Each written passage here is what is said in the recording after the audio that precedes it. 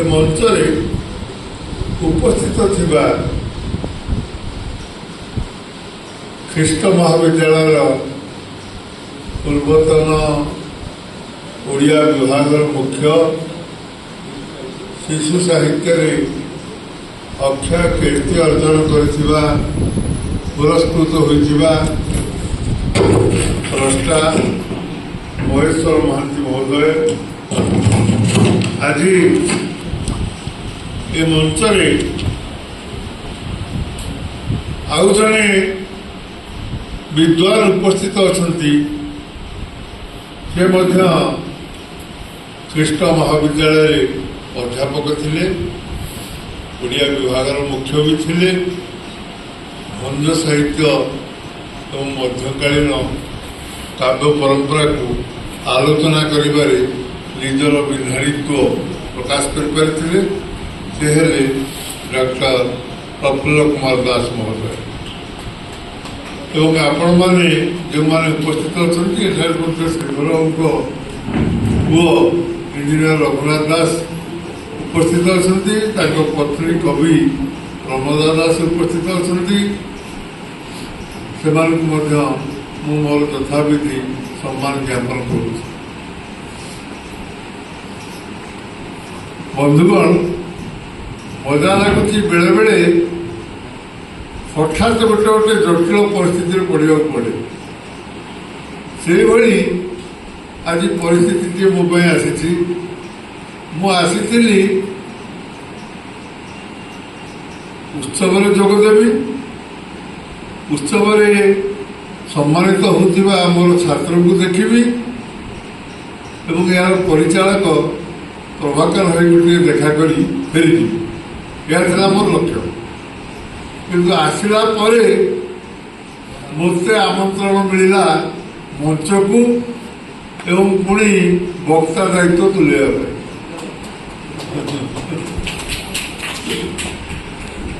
ତେବେ ଯାହା ହେଉ, ଯେହେତୁ ଓଡ଼ିଆ ଭାଷା ସାହିତ୍ୟ ବହୁତ ଦିନ ଧରି ଅଧ୍ୟାପନା କରାଯାଇଛି, ସେ ଗୋଟେ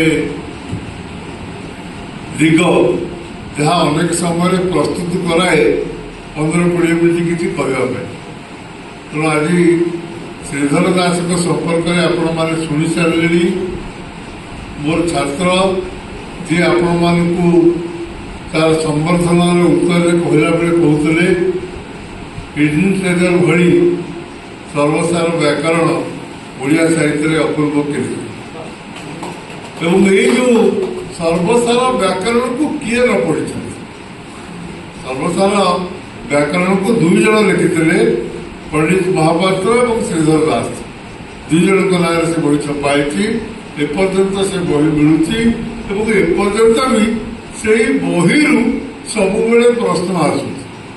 ଆପଣମାନେ ଦେଖିବେ, ଓଡ଼ିଶା ପ୍ରଶାସନିକ ସେବାରେ ଯେଉଁ ପ୍ରଶ୍ନ ଆସେ ଓଡ଼ିଆରେ, ଅନେକ ପ୍ରଶ୍ନ ସେଇ ବହିରୁ ଆସିଛି।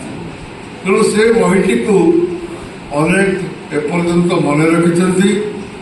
ତେଣୁ ଶ୍ରୀଧର ଦାସଙ୍କର ସେ ଗୋଟିଏ ଅକ୍ଷୟ କୀର୍ତ୍ତି। ଶ୍ରୀଧର ଦାସ ପ୍ରଥମ ଜୀବନରେ ଶିକ୍ଷକ ଥିଲେ। ବାଣପୁରରେ ଶିକ୍ଷକତା କରୁଥିଲେ ଏବଂ ସେଠୁ ଶିକ୍ଷକତା ପରେ ସେ ଅଧ୍ୟାପନା ପାଇଁ ନିଜକୁ ଯୋଗ୍ୟ କରାଇଲେ। ଓଡ଼ିଶା ପବ୍ଲିକ ସର୍ଭିସ କମିଶନରେ ସେ ମଧ୍ୟ ଯୋଗ୍ୟ ହୋଇଥିଲେ ଚାକିରିରେ ଯୋଗ ଦେବା ପାଇଁ। ନିଜର ଜଞ୍ଜାଳ ପାଇଁ ସେ ଏହି ଖ୍ରୀଷ୍ଟ ମହାବିଦ୍ୟାଳୟକୁ ବରଣ କରିନେଲେ କର୍ମକ୍ଷେତ୍ର ଭାବରେ, ଯାହା ତାଙ୍କ ଆତ୍ମଜୀବନୀ ସେ ଲେଖିଥିଲେ। ତାଙ୍କ ଆତ୍ମଜୀବନୀରେ ଏହା ଲିଖିତ ହୋଇଛି। ଏବଂ ସେ ଯେତେ ବହି ଲେଖି ଯାଇଛନ୍ତି, ମୁଁ ଭାବେ ସେ ମୋତେ କୌଣସି ସମୟକୁ ଅପଚୟ କରୁନଥିଲେ। ଅନେକ ପିଲାମାନଙ୍କ ପାଇଁ ଇଂରାଜୀ ବହିରୁ ଓଡ଼ିଆ ଅନୁବାଦ କରିଛନ୍ତି। ଯେଉଁ ଓଡ଼ିଆ ଅନୁବାଦ ଗୁଡ଼ିକ ଏପର୍ଯ୍ୟନ୍ତ ମଧ୍ୟ ଆମେମାନେ ଗ୍ରନ୍ଥ ମନ୍ଦିର ପୁସ୍ତକ ତାଲିକାରେ ଦେଖିବାକୁ ପାଇଛୁ।